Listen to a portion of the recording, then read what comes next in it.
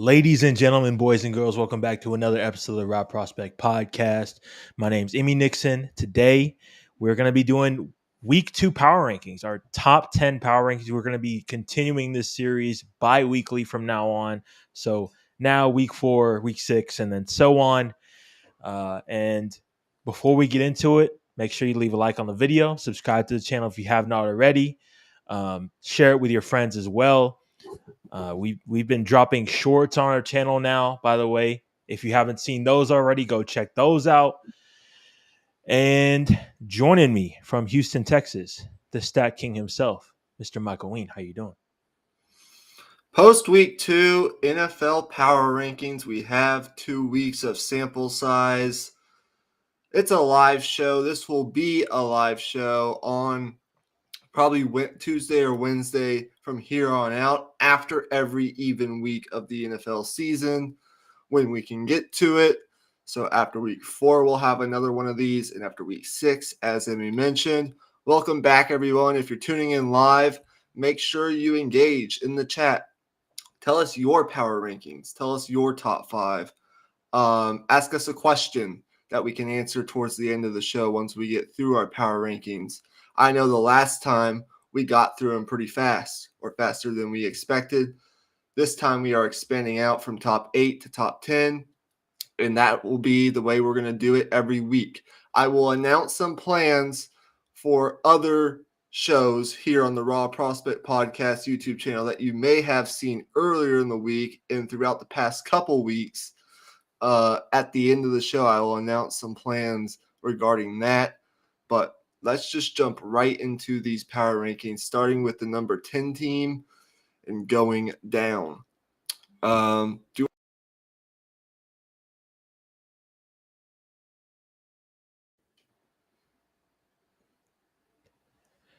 right. Yeah.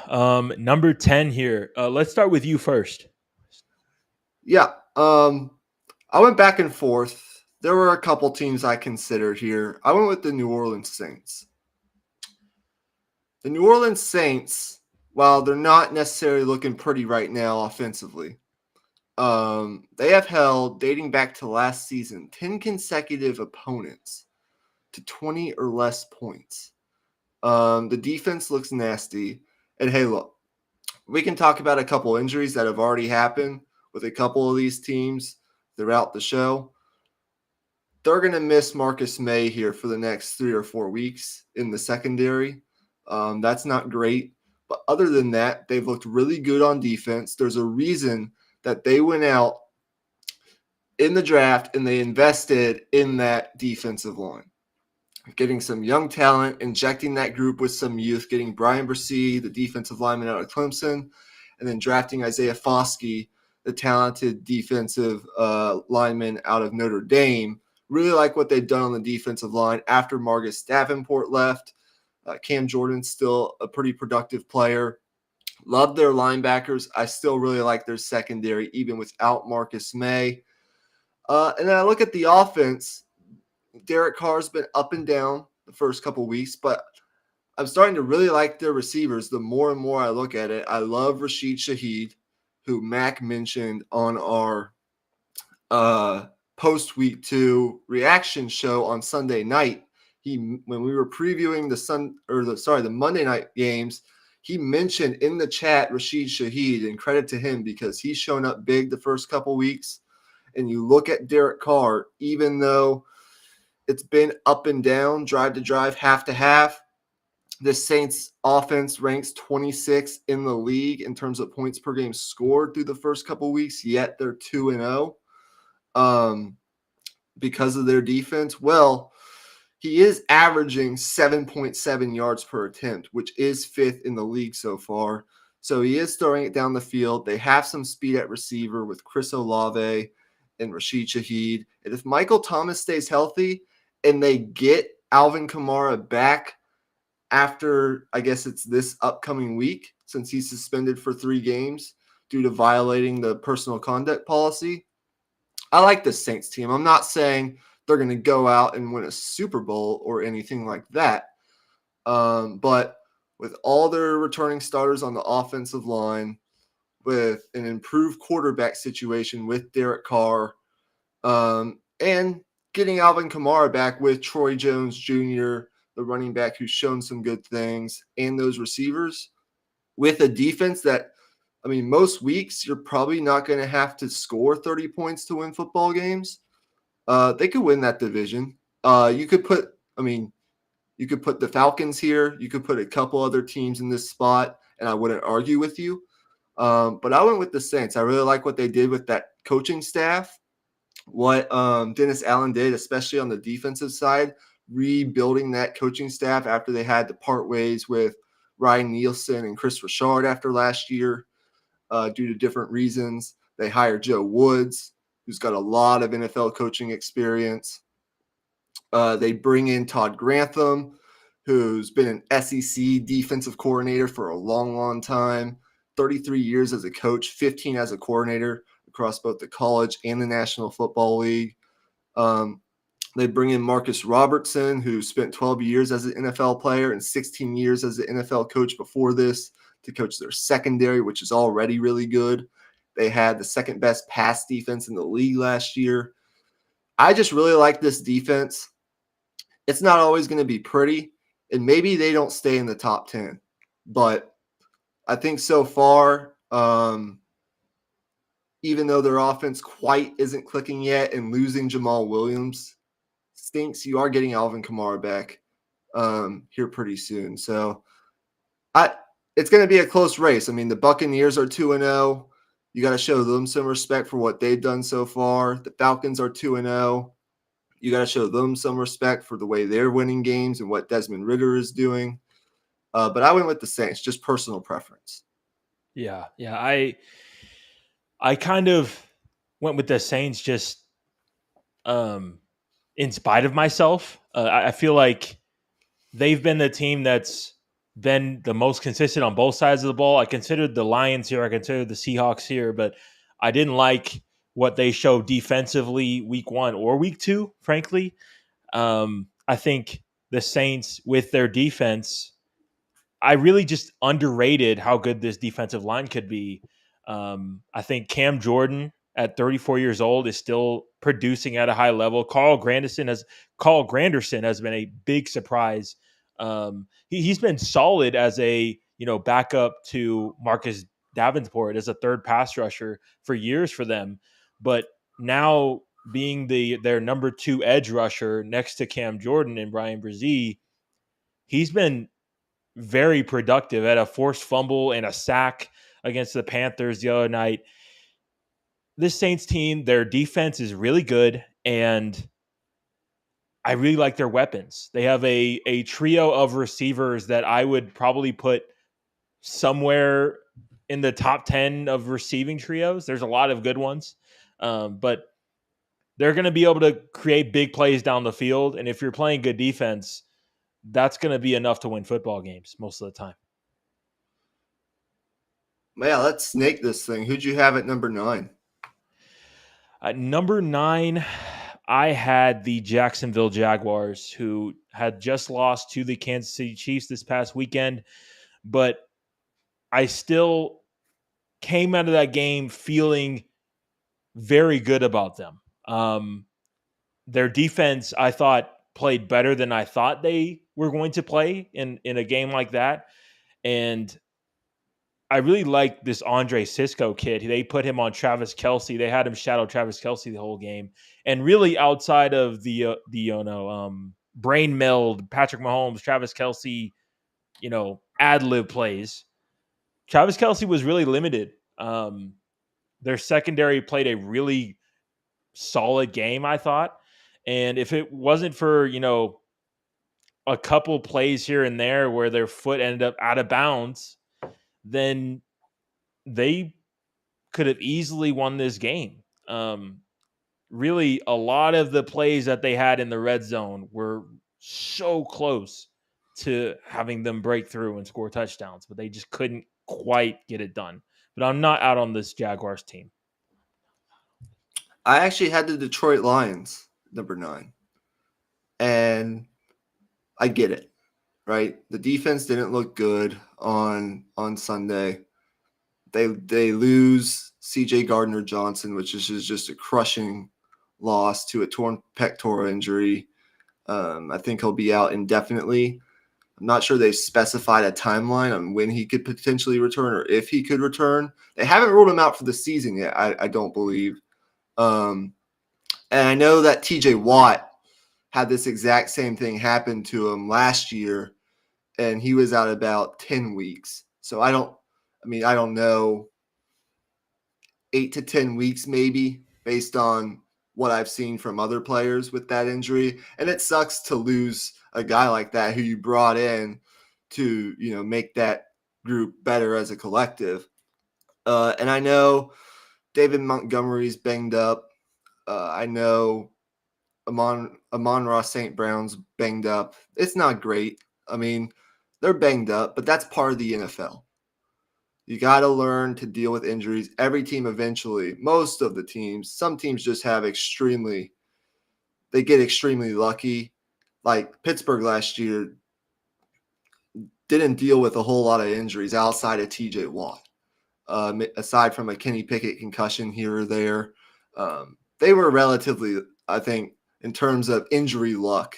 If you look at those numbers that Warren Sharp puts out every year, they were one of the luckiest teams in terms of injury luck, in terms of staying relatively healthy relative to other teams.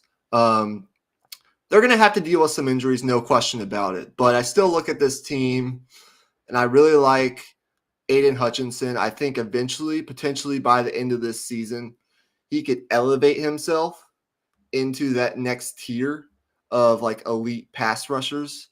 I still like this offense. I mean, what did they have? 2 or 3 turnovers, and Jared Goff threw a pick 6, and they still were like, I guess, a coin flip away from potentially winning that game. And I know we talk about it all the time. The coin flip isn't really the reason they lost. The reason they lost is because they let Geno Smith slice and dice them on that overtime drive, first drive. Like, you got to get a stop there, right? But, I mean, they were negative in turnover margin, and they still had a chance to win that game with Jared Goff throwing that pick 6. I like their run game. I like their offensive line. Love the way Jared Goff is playing. In fact, I have some numbers here. He's third in the league in yards per play, 7.4. He had a passer rating of 121.8 against Seattle this week, and that's despite the pick 6. In the first half, he was 11 of 12 for 141 yards and 2 touchdowns. Up until that pick 6, he had gone 383 consecutive attempts without an interception. So dating back to last season, he's doing a really good job taking care of the ball. That's the 3rd longest streak in NFL history.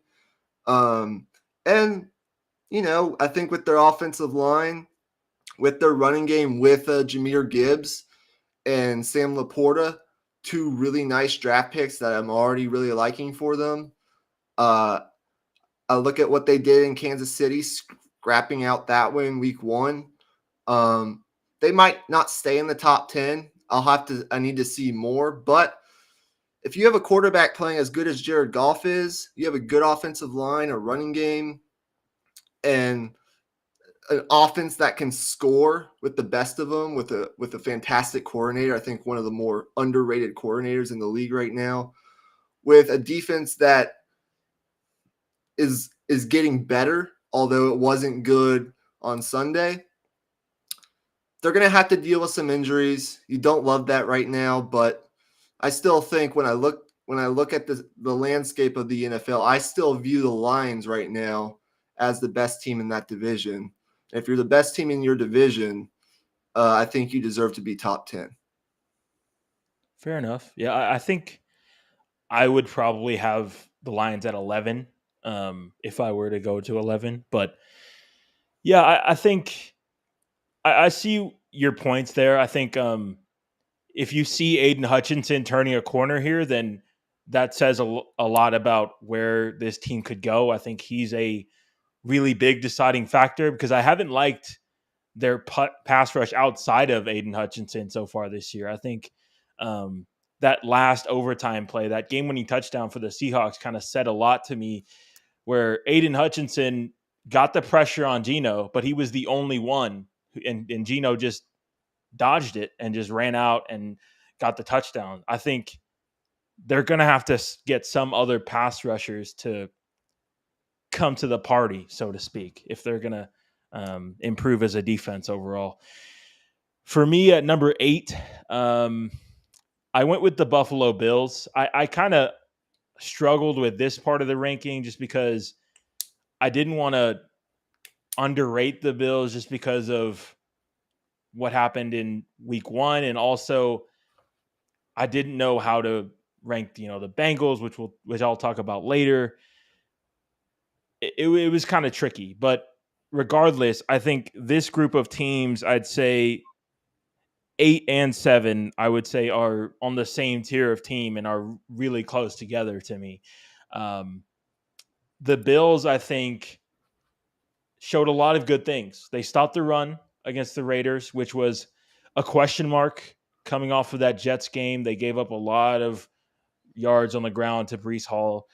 And now that they're running the football a little bit with James Cook, getting the quick passing game going, I think they're going to find some more consistent offense and some more sustainable offense, spreading the ball around a little bit.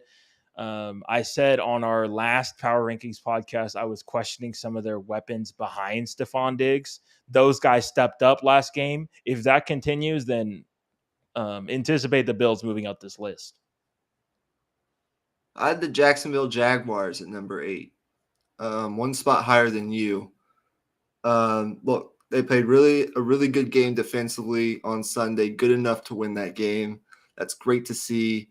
They created 1 or 2 turnovers.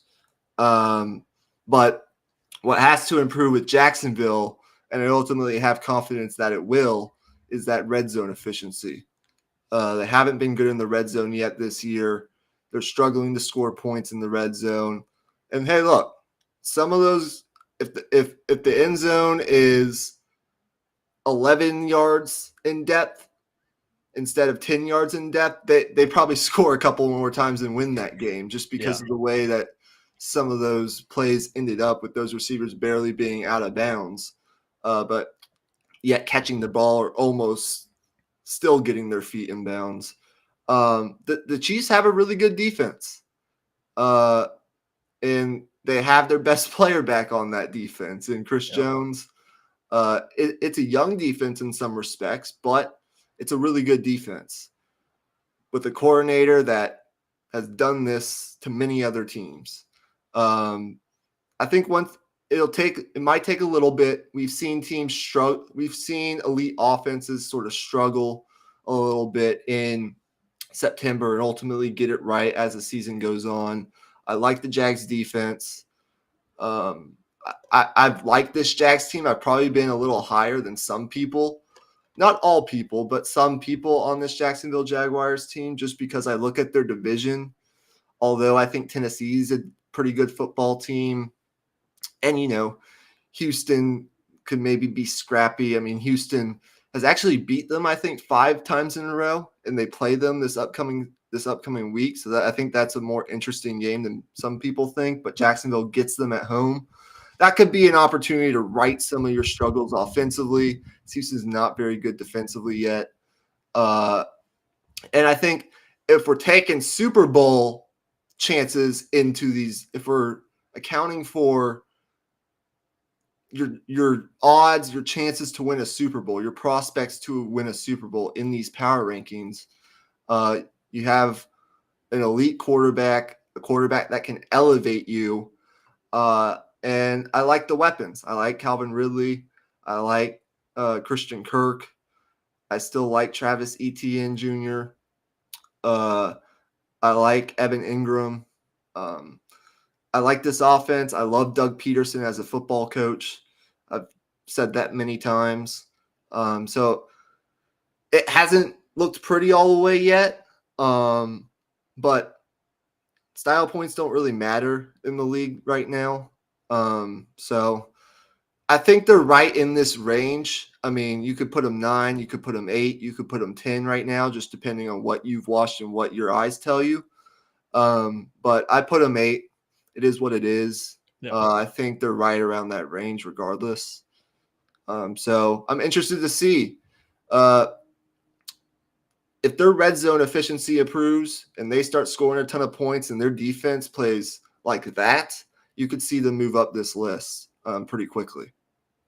Yeah, I think the question for me about the Jaguars is their offensive line. I think the red zone struggles last week were a little bit, matchup dependent. I think um, I would probably give the Chiefs a lot of the credit for that. But when it comes to their offensive line, the Chiefs were able to get pressure like all the way up the middle, obviously with Chris Jones, and on the edges with um, that kid out of Kansas State that they drafted, and George Karlaftis. So that offensive line isn't, you know, offense breaking, but it still has some question marks. Okay, who's your number 7? My number 7 is the Cincinnati Bengals.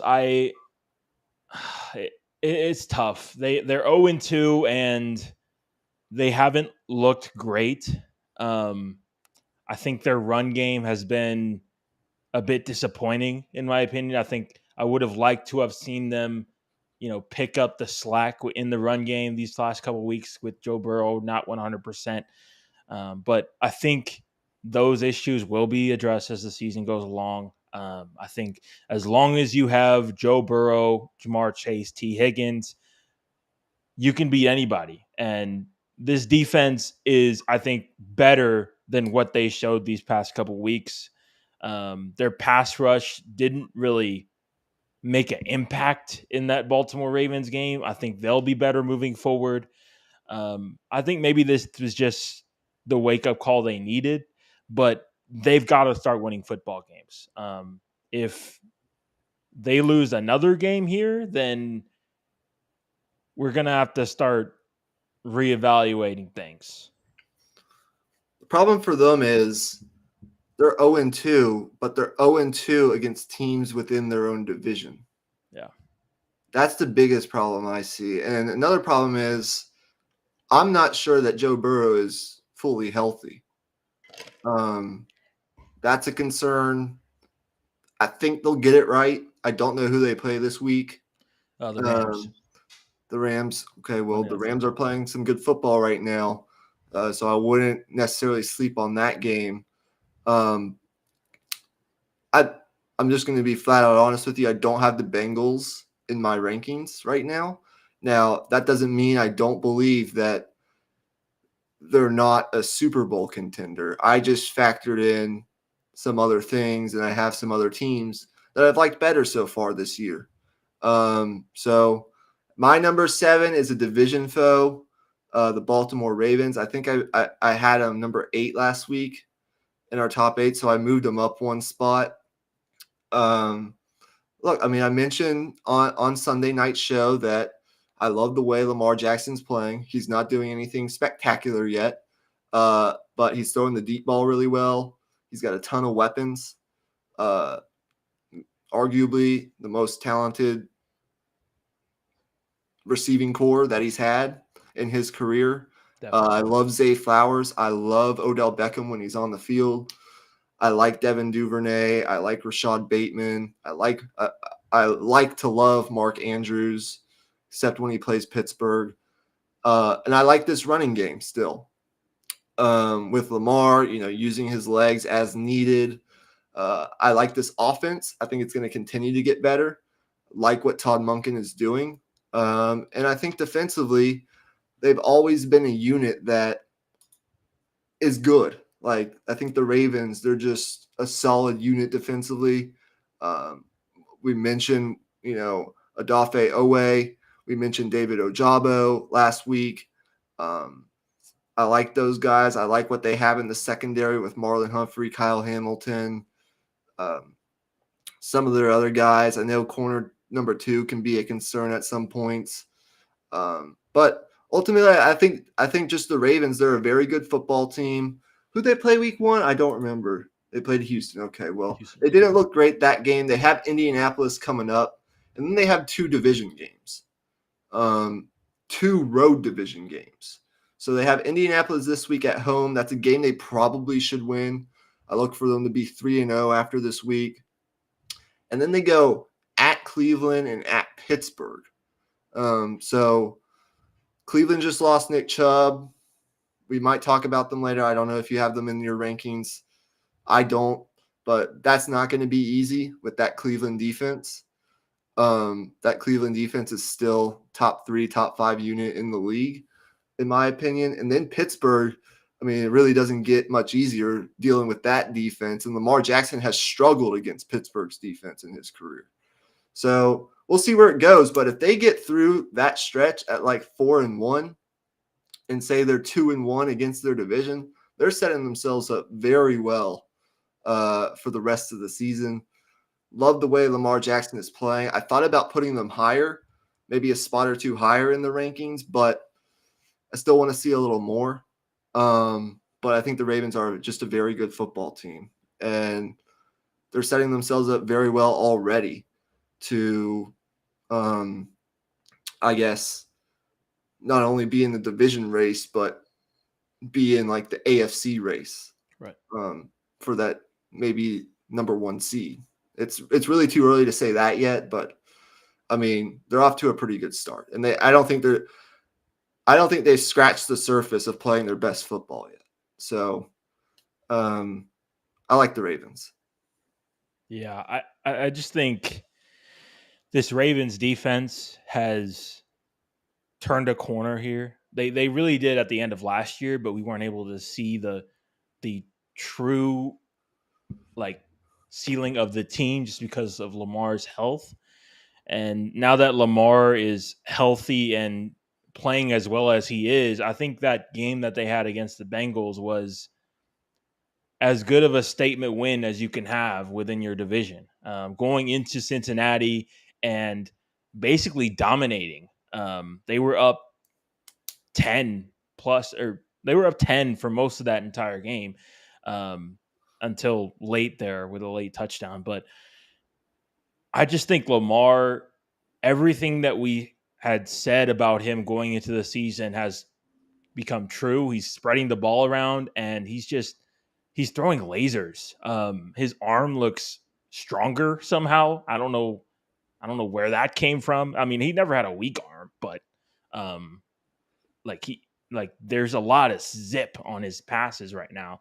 He's playing with confidence, and he has a really nice balance of um, just hanging in the pocket and using his running ability. So that'll lead me into my number 6 team. I had the Baltimore Ravens moving up 2 spots in my rankings.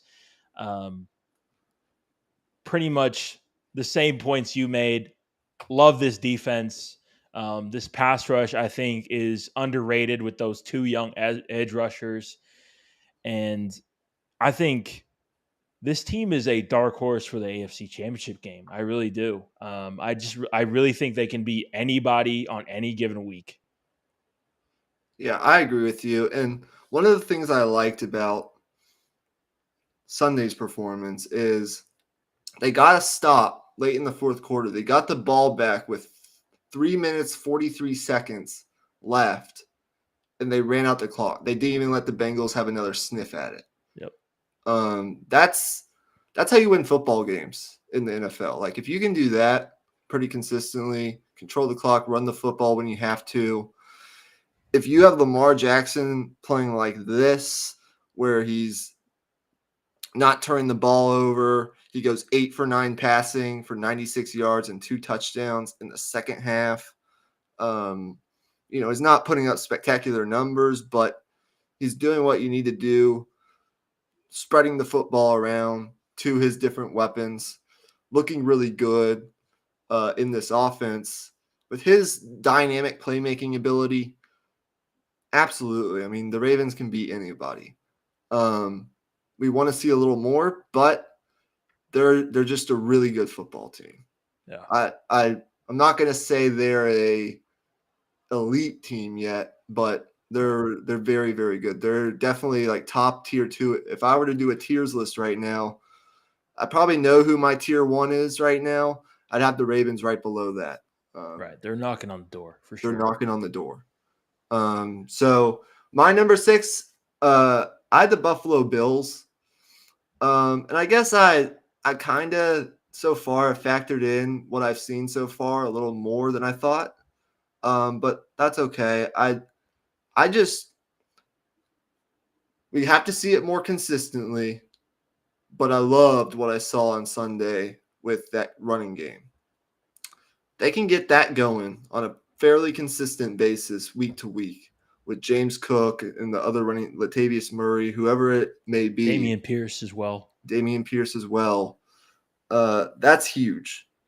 Um, Still like this passing offense. I think you're slowly seeing, as you talked about on Sunday's show, the evolution of Josh Allen. And I think hopefully that will continue as long as he doesn't put the ball in harm's way all that often. I don't know when they get Von Miller back. Do you have an update on that? Do you know what that timeline's looking like?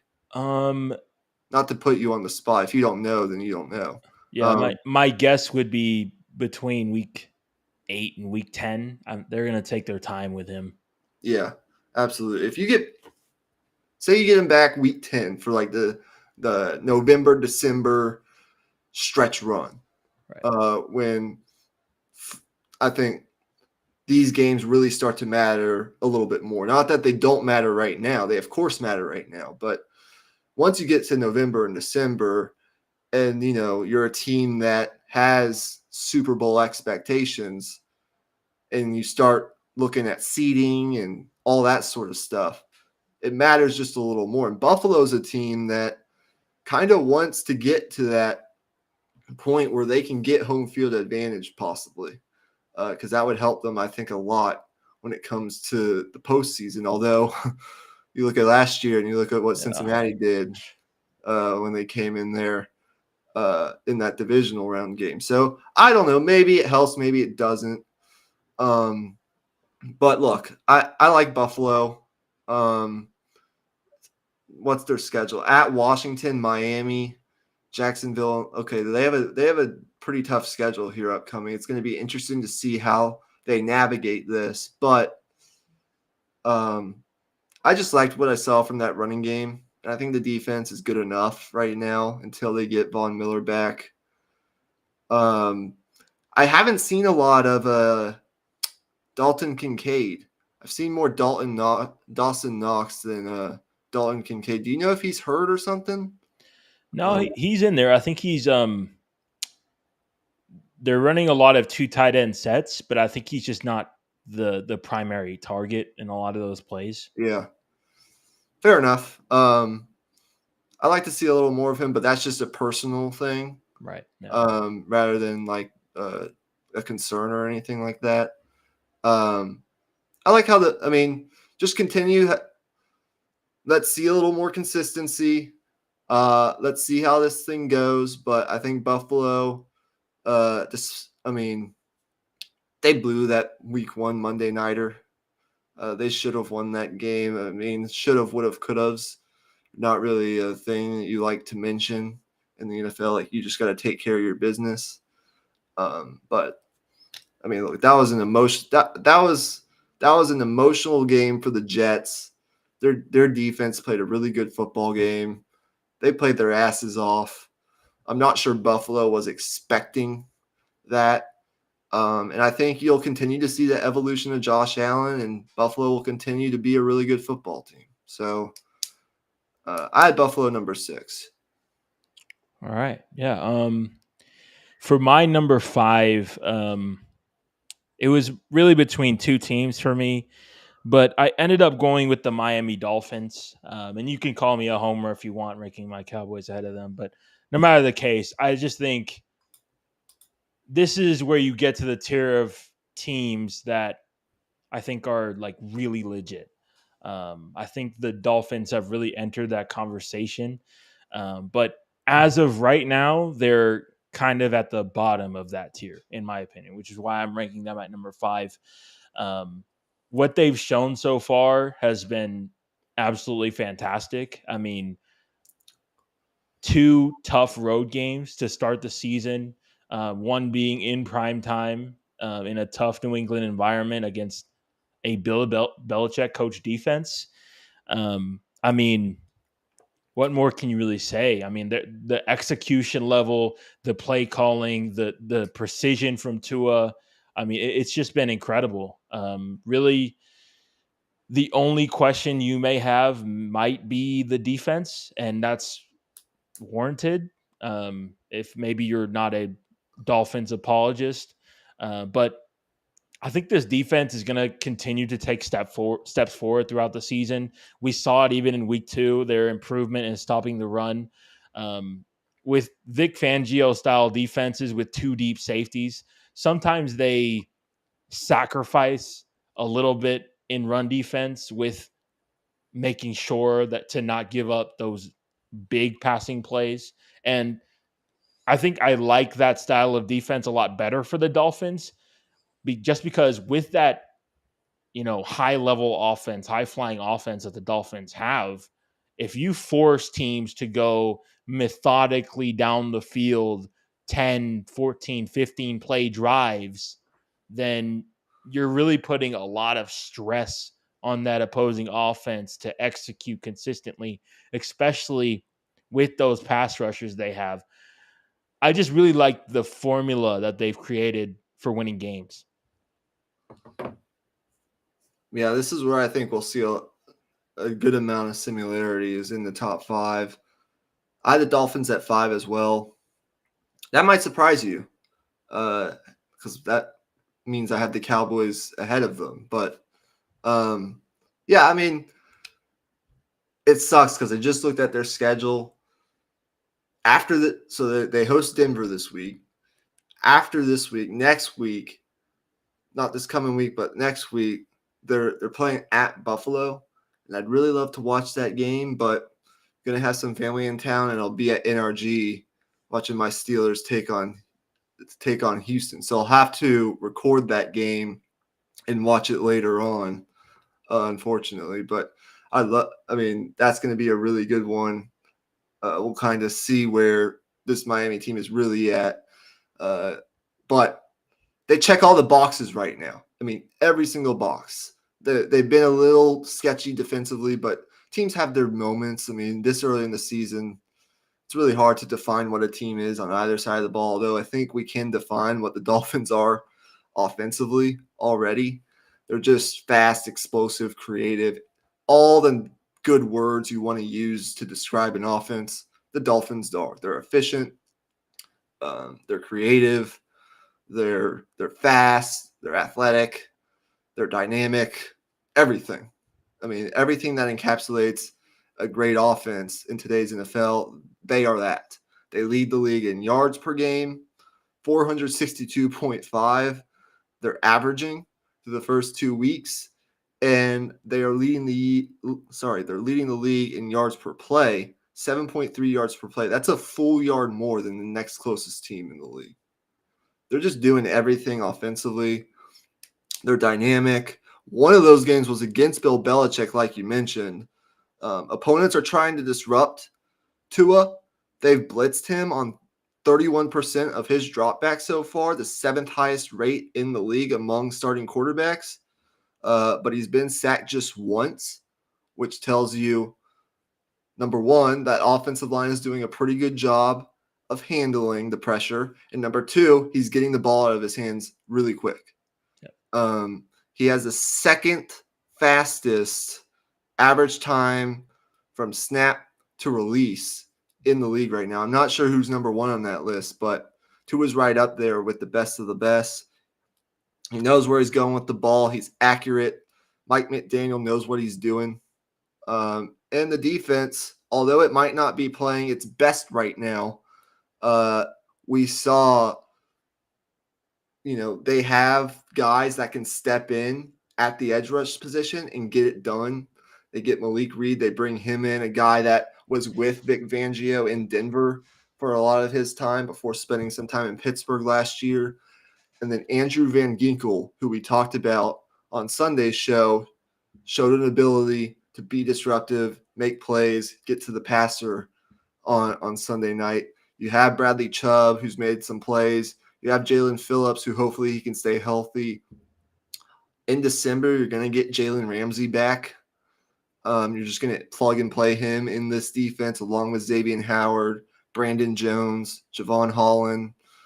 Up and down the roster, it's a complete roster, and they have what it takes to that. Like they have almost all the ingredients you need to win a Super Bowl.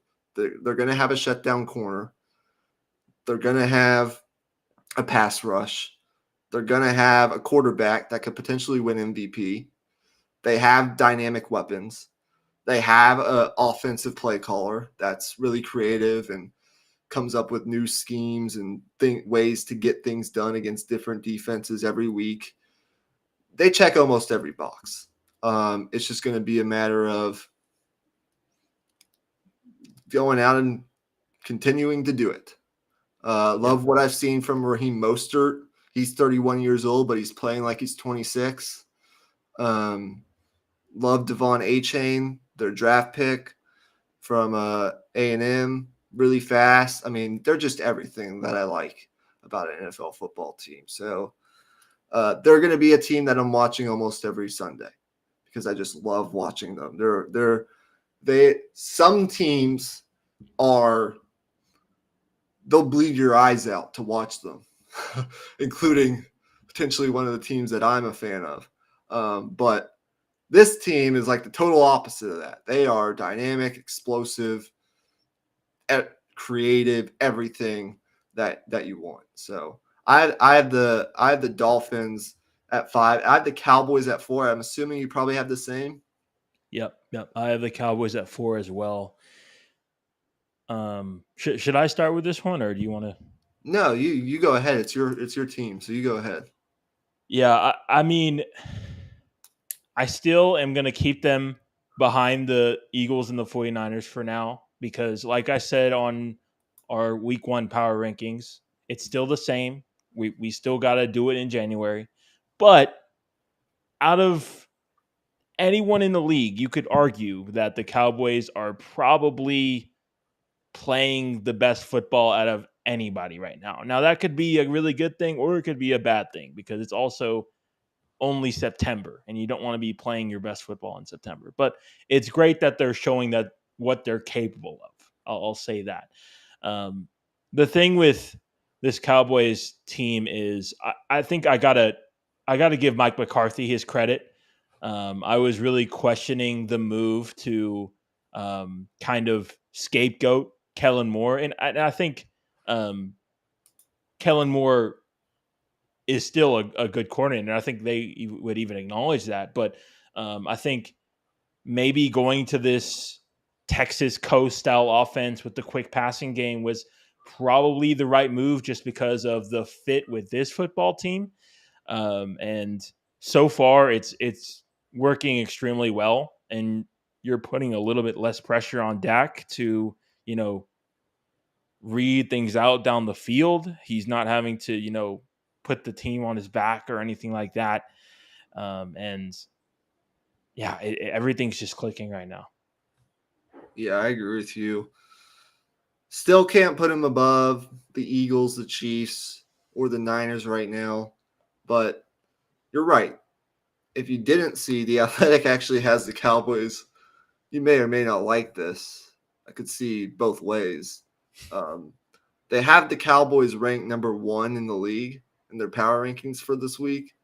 But if you're just going off the way that they've played so far, and look, you can make those qualifiers. Well, it's been against such and such. It's been against Zach Wilson and Daniel Jones. But I mean, it's the NFL.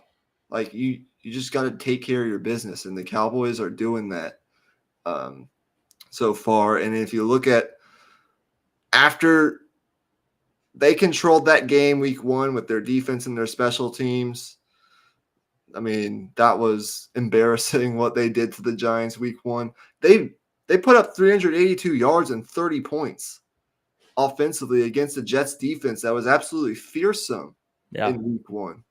CeeDee Lamb, awesome so far. 11 catches, 143 yards. The Cowboys kicked 4 field goals in the red zone, and they still beat the Jets 30-10. So they've just been dominant this year. Now, what does that mean come December and January? We've yet to find out. Yep. We won't make any declarations right now because it's September 20th. Yeah. And the It's too playoff. early. I have a stat for you though. Okay. Since the Super Bowl merger, I've seen only that. 2 teams have led the league in turnovers forced for 3 seasons running. And currently, the Cowboys are on track to do it for 3 seasons running. They've done it for 2 seasons. The only other team to do so was the 1979 Pittsburgh Steelers. That was a good team. Yeah. That was a really good team. So if you're in a company with them at the end of this year, I mean, we'll see what the playoff matchups look like and where they slot in. But I mean, hey, right now, you can't definitively say, and I don't care who each team has played, that any team is definitively playing better football than the Dallas Cowboys are right now. Yeah. Now, there might be teams that are playing about equal, you could maybe argue, to the Dallas Cowboys, right. But you can't say a team is playing better than the Dallas Cowboys, like definitively right now. So, I mean, I wouldn't rank them ahead of the teams that I'm giving the benefit of the doubt just because of their track records and so forth. But absolutely, I mean, they're right now, I think, deserve to be top 4. You can make your jokes, you can say whatever you want, but right now, I think 2 weeks into the season, they're top 4 team. Yeah, like I said on the last show, I'm ready to get hurt again. I'm drinking the Kool-Aid. Okay, I don't know what you had at 3. I had the Philadelphia Eagles. What'd you have? Yep, I had Philadelphia as well. I mean, look, when we look at Philadelphia, Jalen Hurts hasn't quite been as good as he was last year yet. Yet is the key word there. He is his expected points added, his EPA per drop back is ranked 8th in the league, or he ranked 8th in the league last year. Through 2 weeks, it's 21st in the league. So, I mean, it's not quite as good as it was last year. Philly doesn't look as pretty. They haven't looked perfect through 2 weeks, but I mean, look, they ran for 259 yards last week on the ground. Didn't really throw the ball all that great. Their defensive line is absolutely nasty. Their defense is just a good unit. They check the box of having a creative offensive coach. I actually really like Nick Sirianni and the job that he's done. And I just like their roster. I think when you look at their schedule, I actually don't have their schedule in front of me. Who do they play this week? At Tampa Bay on Monday night. And we do get another Monday night doubleheader this week. So we're actually probably going to do the same thing that we did this previous week, and we'll go live Sunday night after Sunday Night Football, and we'll do a little preview of those games. But I think the only thing you can really say with the Eagles right now is they're just a good like they're really good. It hasn't quite clicked yet offensively to the point that we maybe expected coming in, but it's early on. So, I mean, they're the Eagles. What am I? Yeah. Here's the thing, man. I mean, when you have a offensive line as good as they do and a defensive line as good as they do, then you're gonna, open up your margin for error a lot more than really any other team in the league, because no other team has both lines as elite groups like they do, and with depth as well.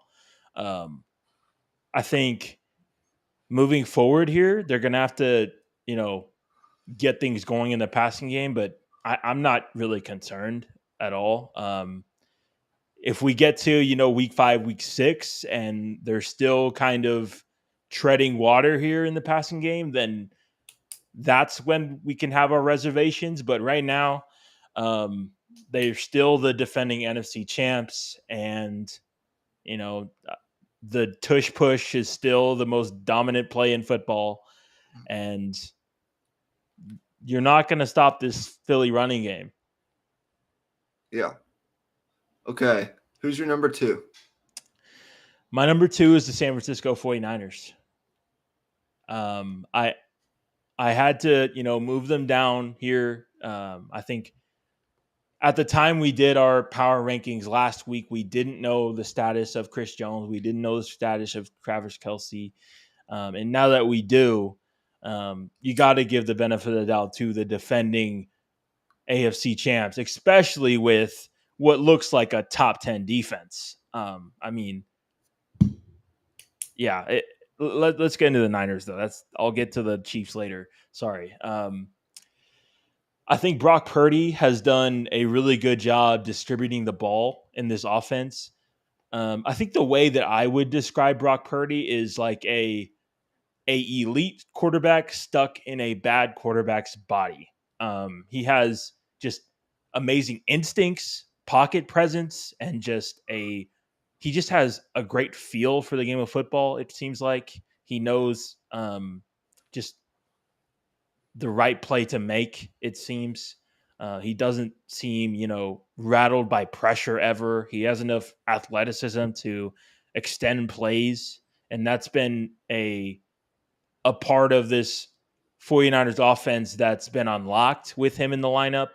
And I think that's probably one of the reasons why Kyle Shanahan likes him so much. And I just don't see any reason to believe this offense is going to slow down. And the defense is incredible as well. I think each week is going to be a different star player that's going to go off. One week it's going to be, Brandon Ayuk, like it was week 1. Week 2 it was Debo and Christian McCaffrey. Pretty soon we're going to get the George Kittle game. It's inevitable. But yeah, this offense is just going to cook the whole year. And with how good that defense is, there's not much bad you can really say about the Niners. No, not at all. I have the number 2 as well. I think that description of Brock Purdy is actually fairly accurate. Like, I wouldn't argue against that. Great instincts, just a baller. Like, knows what he wants to do. And is, in this offense, you just gotta kind of just guide it. Make sure it doesn't crash. With Kyle Shanahan's creativity and with Christian McCaffrey, who I keep saying, like, if he stays healthy, knock on wood, and plays a full season, if there weren't quarterbacks involved in the MVP race or quarterbacks didn't exist, he could win MVP. He's that good. Though. You have Debo Samuel, have Brandon Ayuk, you have George Kittle, who I've said already multiple times. That quartet of offensive weapons surrounding Brock Purdy, I think top to bottom, you can make the argument is best in football. Then you have a nasty defense that has playmakers on all 3 levels, from Nick Bosa and Javon Hargrave to Fred Warner to whoever you want to throw out in that secondary. They're just nasty. They're going to beat you up. If you're not ready to play them, they'll knock you out. Just like that. They're going to bully you, or they're at least going to try to bully you. It feels like they can win in any way that you want them to. They can win ugly. They can win close. They can win big. They can win pretty. It just feels like they can they just check all of the boxes. The reason you rank the Chiefs ahead of them is because, I mean, the obvious reasons. Patrick Mahomes. I mean, what would the 49ers look like with Patrick Mahomes? I mean, Oh my goodness. I mean, it would be ridiculous, honestly. I just, um, I mean, if you put even just Kirk Cousins in the yeah, 49ers offense, that would be like, you could really throw it like just about any starting quarterback in there right now, and it would be, you know, elite. This offense is a Ferrari, and you just gotta steer the ship and make sure it doesn't crash, like the Ferraris in F1 do. But regardless, yeah, I'm putting you on the spot a little bit. If you had to pick out one concern for the 49ers, aside from maybe the obvious injury answer that you could probably give, what would that be? Or do you have one even? I think it would be the offensive line, That's what I was the thinking. right tackle spot. We talked about it in week one. TJ Watt ate against that right tackle. With Michael Glinchey gone here, that's a spot where they're gonna have to hide that right tackle the entire season here. I think they have a good enough offense and they get the ball out quickly enough to where it's not going to be an issue every game. But when you're playing elite teams like the Cowboys, the Eagles, you're not going to be able to hide any one player on that offensive line.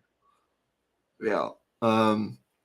I agree with you. It would have been the offensive line. Not that it's bad or Right. anything. I mean, it's not bad. It's Definitely. actually pretty good, aside from maybe one or two spots. Particularly that right tackle spot is a concern. But I think they have the personnel elsewhere to make up for that. Yeah, I mean, that's that with the 49ers. I mean, that's all you can really say right now. You could make the argument for them to be number one. I think the way that they won that game in San Francisco was not the way that they beat the Rams on Sunday was actually, even though it wasn't the prettiest, it was actually pretty impressive to me. And that's a division opponent. Those games are usually pretty close. Right. So I don't know. They play the Giants here tomorrow night. The Giants are going to they're banged up right now, and they haven't looked all that great through the first 2 weeks. They're on a short week after an emotional victory over the Arizona Cardinals. So we'll see where that goes. I expect them to be undefeated still after tomorrow night, but it's the NFL. I mean, you never know what's coming. So let's talk about the Chiefs then for the last 5-ish minutes. We both have them at number one.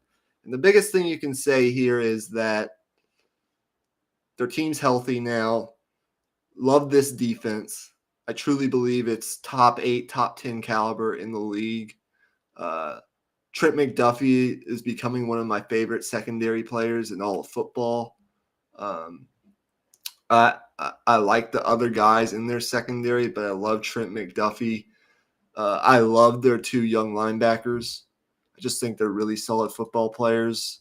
They make winning plays. Nick Bolton and Willie Gay Jr. And even Leo Chenal as well And played a really good game. yeah, absolutely. I think they're well coached under Steve Spagnuolo. And I love Chris Jones, who you could argue, if not, the best interior defensive lineman in football, he's the second best in football. So they added, a couple pass rushers. And then you have Patrick Mahomes, who is the force multiplier. And until proven otherwise, we'll continue to get the benefit of the doubt with this team, with a healthy Travis Kelce, who's actually seeing Taylor Swift. That's interesting. Until otherwise, like the Chiefs are number one. I think they might have like a tackle issue with one of their tackles. I'm not quite exactly sure. Maybe I'm thinking of another team.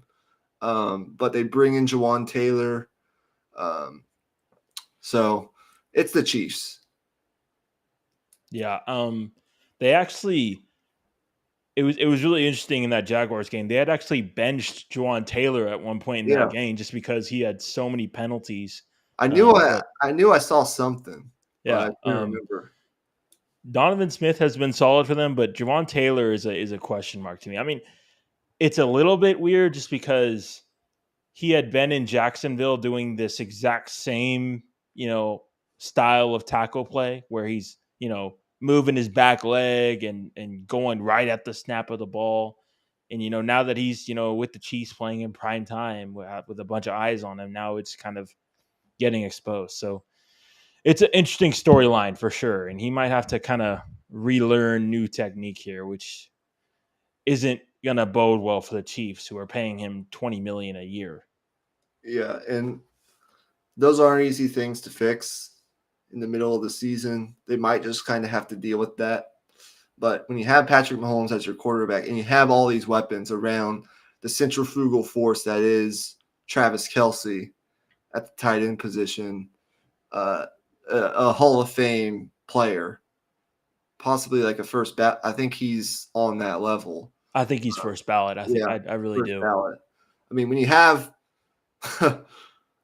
two first ballot Hall of Fame players on your um, on On your your team. offense, Yeah. you have a Hall of Fame coach, you have a Hall of Fame quarterback, you have a Hall of Fame all-time great playmaker at the tight end position, and you have a top 10 defense that can rush the passer, is sound and fundamentally sound in the secondary, has linebackers that play the run really well, can defend the pass, can do different things. You're just a really good football team. And if you look at their schedule, the next 7 weeks, I think they play teams that right now have a combined record of 1-11. So it's Chicago at home this weekend, then Oof. at the Jets, at Minnesota. Now, road games are never easy in the NFL. I don't care who you're playing. Right. So maybe they slip. I mean, maybe those games aren't blowouts, but they should win those games. Then you get two division games middle of October, Denver and the Chargers, but those are both at Arrowhead. Oh, actually, hold up. This is really weird. They get 3 straight divisional games. They go Denver, Chargers, at Denver, and then Miami before the bye. And that Kansas City Miami game, November 5th, That's gonna be crazy, man. Is that gonna be at Miami? that unfortunately will be at Arrowhead, but Oof. it'll still be a Yeah, yeah. doozy. And then hell, after the bye week, Philadelphia, but they get that at Arrowhead as well. So after the bye week, it toughens up. It toughens up after the bye. They go Philadelphia, at Las Vegas, at Green Bay, Buffalo, at New England, Las Vegas, Cincinnati, and the Chargers again. But the Chiefs, they're the Chiefs. They're defending Super Bowl champions. Their team is healthy, and they have Patrick Mahomes, period. Right. Yeah, there's really no reason to panic or anything like that. They're the ultimate find a way how to get it done football team. Like even when they're just kind of going through the motions, not playing well, they find a way to win games. One thing I do want to point out though is Kadarius Toney almost lost this game for them again. I think there was a screen pass late in this game. They were deep in their own territory. I think at their own 10-yard line. They throw a screen pass to Kadarius Toney. Toney fumbles it, and then luckily the Chiefs got on it. But if the Jaguars had gotten on that football, they would have had first and goal the Chiefs 8-yard line with a chance to tie that game up late. So just want to point that out. Yeah, that's an interesting situation right now Yeah. with Kadarius Toney. I don't know what's going on there, but I think they'll figure that out and they'll be just fine. I mean, you have Valdez-Scantling, who's been a very good receiver in his NFL career. You have Sky Moore. And this second round pick of theirs, Rashee Rice, Yeah, he's intriguing to me as he's well. intriguing as well. So, and then you add in Pacheco and their other backs. I mean, it's just like in the creativity of Andy Reid, Jerick McKinnon. It's just like a Clyde Edwards-Helaire. It's just loaded. Yeah, It's it's loaded. definitely not as strong as past years, and I think in hindsight that trio of Hill, Kelsey, and Mahomes is just ridiculous. I think when it was happening, like I knew they were all three of them were insanely good, but my goodness, I mean, Yeah. Okay. okay, Any parting yeah. shot? Parting shot. Um, my only parting shot is, I think the best rookie quarterback so far has been Anthony Richardson. Has continued to be that. So we'll see what happens with those rookies, but I think that's going to be a storyline we're going to have to follow through the whole year. Yeah. I don't know if I have a football related parting shot. And I don't want to go on and on about what my uh, specific plans for Deep in the Heart of Longhorns is for this week. But basically, at a surface level, my plan is tomorrow I'll be going live right before Thursday Night Football, and I'll probably be watching the game. So I'll be doing maybe some live stuff with the Thursday Night Football game for like maybe the first quarter. But I'll also be talking college football. So my plan is I'm going to talk about the Texas Baylor game, talk about a couple other of the interesting games, but I'm going to save the bulk of the ranked matchups for Friday when I'll go into the ranked matchups and I'll talk about one of the, I think, 6 ranked matchups this weekend. It's the most since 2006, the most in 17 years on one Saturday. So it is a historically loaded college football Saturday. So there's a lot to get to. And then I have some other things I want to talk about. Texas could potentially be on the verge of landing 2 5-stars this weekend. Those are the rumors. One of them we know is probably going to happen. The other is kind of, I mean, it could not. Yeah. So there's some recruiting stuff. There's also the college basketball stuff that I've been mentioning. I'm going to start getting into that as well, probably as early as Friday or Monday. So you'll want to tune into that. There's just a lot as it regards to college football. Eventually, I'll be doing maybe some live. We're going to be doing some live streams, not only for the NFL but for baseball when the playoffs begin. Maybe I'm starting to think about it for college football. So be on the lookout for some live streams during games where we'll just hang out during the game. Y'all can come in, y'all can make comments, you can ask us questions, but we'll be watching those games live. We just won't be able to show you the game, obviously. Right. So, yeah, I mean, lots of good things coming up. We got the Ryder Cup next weekend, and then right after the Ryder Cup, baseball playoffs start. So we got a lot on our docket, not Yeah. only for the end of September, but basically the entirety of October, as we have football and baseball playoffs going on for basically that entire month. Yep. So that's a lot. And then we have the NBA starting right, literally smack dab in the middle of all that. Yep. So it's a lot, but Yeah. check out our YouTube shorts, check out our channel, check out Dithole, check out everything, check out our social media.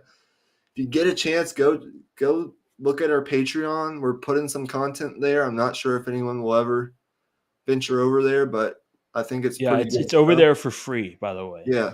Yeah. No Um, purchase required or anything. but since it's an hour 10, we'll go ahead and get out of here. So do you have anything else? No, just I'm all good. Okay, well, just like the Browns' chances of ending the Steelers' Monday Night Football streak, we are going, gone. Peace out. Peace out.